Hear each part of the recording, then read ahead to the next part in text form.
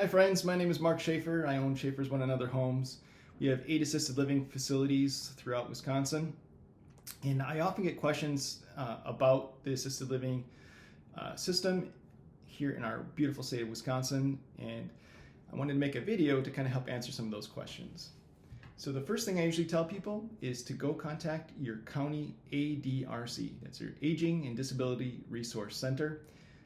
And in Wisconsin, a lot of these were started county by county. So that's why I recommend searching ADRC and then the county that you live in. Your ADRC is going to give you resources to understand the system, and they're going to tell you what things you need to qualify for various government programs. One of the big questions that we have is this issue of Medicaid versus Medicare. People often think that Medicare will cover long-term care, but it does not. How do you know if you qualify for Medicaid or Medicare? Well, if you pull out your pockets and nothing but lint comes out, you might qualify for Medicaid.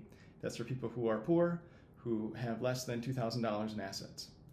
If you find yourself arguing over your 10% discount at McDonald's or your $1 cup of coffee, you might qualify for Medicare. So that's for people who are over 65. Now, Medicaid does, in some situations, help fund long-term care. So this is something that you'll discuss with your ADRC to see if you qualify. So in Wisconsin, if you do qualify for Medicaid, they're going to use something called the Family Care Program. So in the past, it used to be county specific, and now we have the Family Care Program that covers the whole state. So the Family Care Program is going to partner with something called the Managed Care Organization. So there are 2 main managed care organizations in Wisconsin. One is called My Choice Wisconsin, and the other one is called Inclusa. And they're going to be the middleman between you and me. The Family Care Program will take money from state taxpayers, federal taxpayers, and the resident who needs the help. So that person will probably have a Social Security or some kind of pension, and they'll collect all this money, send it to the Managed Care Organization. The Managed Care Organization will take a cut, and then they will pay us for your care. All right, so now that you know your MCO, you have to figure out what level of care you're going to need, and that's where it gets a little complicated. So the crucial thing to understand is this issue of safety versus least restrictive environment. So it's a balance. You want to find the facility that offers the right amount of safety that you need and care that you need, that's also the least restrictive. So safety is comprised of the skill and training level of the staff and the supervision level. So that's usually the amount of staff taking care of you. And all that equals money. The more staff, the more the training, the more money it costs. Also, some of the drawbacks tend to be there's more restrictions, more rules, more hustle and bustle. If you're staying in a hospital, you'll know what I mean. There's people at all hours of the night poking and prodding and checking your blood pressure, and you're running around in your hospital gown with your butt cheeks hanging out. That level is high in safety, but also high in restrictions and money.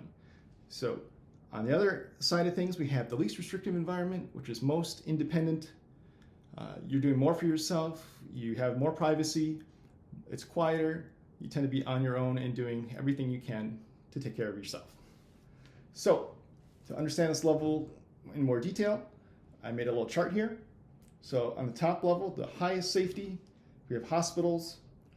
You have doctors taking care of you, surgeons. They have very high training, over 10 years after high school. There tends to be a lot of staff for every patient there. If you walk into UW Hospital, you're going to see all kinds of staff running around. You're going to see people passing medications. You're going to see doctors, surgeons, nurses, therapists. You got your housekeeping staff, your maintenance staff, your cooks, everyone there. So there's a lot of staff taking care of each person. And that is big money, over $1,000 a day. So that's not very affordable. Next level down is your skilled nursing facility, or SNF, also called a nursing home. That tends to be more of a long-term focus. And then you have a shorter term focus in something called rehab. So oftentimes these will be combined because they're a similar level of care. You'll see nursing and rehab in their names often. So the rehab part is going to have your physical therapist and your occupational therapist and your speech therapist. Physical therapist below the waist, they're the ones that help you get up and walk after your surgery. Occupational therapists, it's above the waist. They're going to be the ones helping you learn to eat, learn to comb your hair, brush your teeth, things like that. And the therapists tend to have master's degrees, nurses, undergrad. A master's in nursing is called nurse practitioner. All right, so they tend to be on average roughly 1-to-1, a little bit fewer staff, a little bit more even the number of staff and residents there. And they're expensive, but not as expensive as hospitals. So often they're around the $400 to $500 range. And then below that, the next level down, we have memory care. Memory care is for people with severe Alzheimer's and dementia.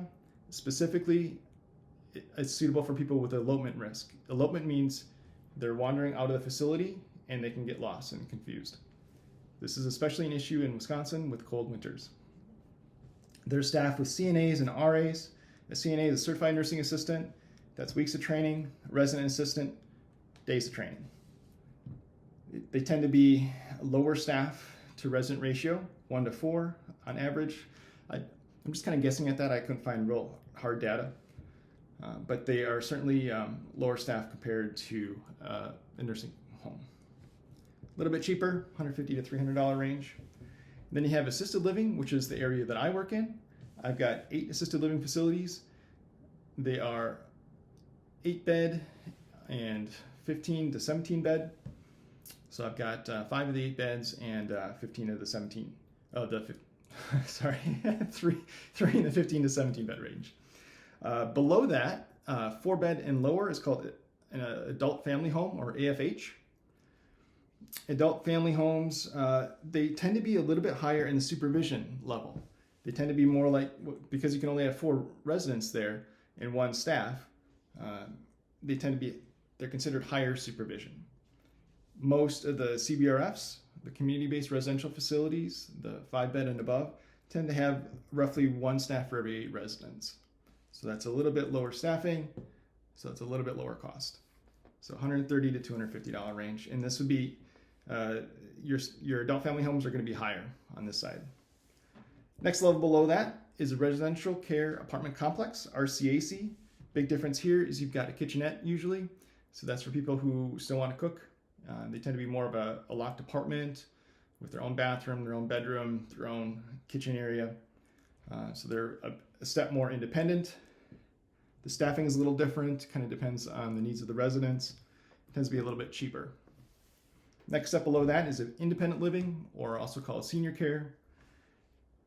I just wrote TBD in here because it really depends on your needs and depends on the size and luxuriousness of the condo or apartment that you're living in.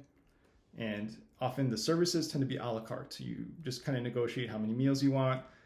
If you want people to come clean your house, if you want staff to come help with pills or just other cares, maybe showers or something. So it's all kind of dependent on what you set up. Now, if you combine a few of these together, you've got something called a continuing care retirement community. This is what I used to work at one of these.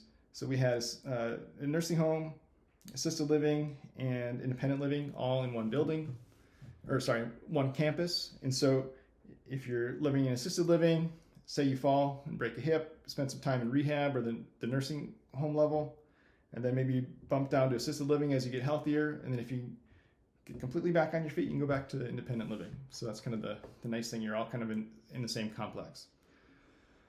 All right, so let me give you a couple of scenarios just to see how this works together. So imagine your mother Mary, you come home from work and you find her on the floor. She fell and she broke her hip.